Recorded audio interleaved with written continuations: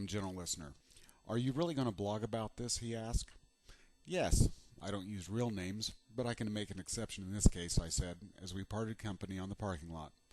Of course, I will not be using their names, not to protect the guilty, but to prevent myself from falling into modernism. Earlier, while I was at a certain large retailer chatting up a bird during my transaction when the Taurus and Aries pop in. They walked by me and we briefly acknowledged one another. I finished talking with Patricia, and as I was leaving I did an about-face and met them in between the area between the pharmacy and the U-Scans that is dedicated to displaying stuff. I don't believe they sell the stuff in this no-man's land. Rather, they rotate it to give the impression of either newness or some special unknown retail concept. But I digress. The Aries asked me where the condoms are located, and I told them in the pharmacy. They said they were unable to find them, so I turned around and, looking directly at Pat, asked in a loud but clear voice, "Pat, where are the condoms?" Pat professionally responded, "In front of the pharmacy." I thanked her and could not help but notice the middle-aged woman at the self-checkout looking at this queer scene. I acknowledged the lady earlier when I left Pam, abruptly turned and followed these youths into the aisles, only to emerge to inquire about protection. I'm sure the scene was bewildered confusionment. The three of us proceeded to the front of the pharmacy, and I thought this would be a quick purchase.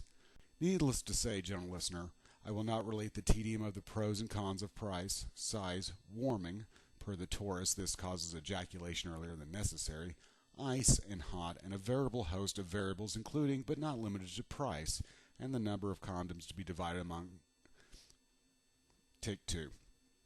Needless to say, gentle listener, I will not relate the tedium of the pros and cons of price, size, warming, ice, and hot, and a veritable host of variables including, but not limited to, price, size, and the number of condoms to be divided up amongst them, how a futon has been demolished, size, price, how everyone comes to the Taurus house so where they can be intimate with their girlfriends, and last but not least, price and size.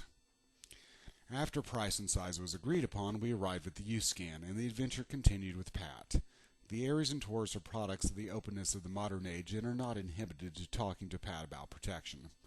At this point, Pat must have thought that they were a couple, and they must have realized this possibility also, as their side of the conversation quickly turned to their respective girlfriends. I think a part of Pat was relieved since she was attempting, albeit unsuccessfully, to determine which one of them was the butch one.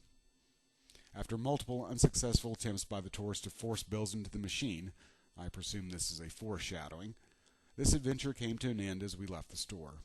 In the immortal words of Dave Barry, I am not making this up.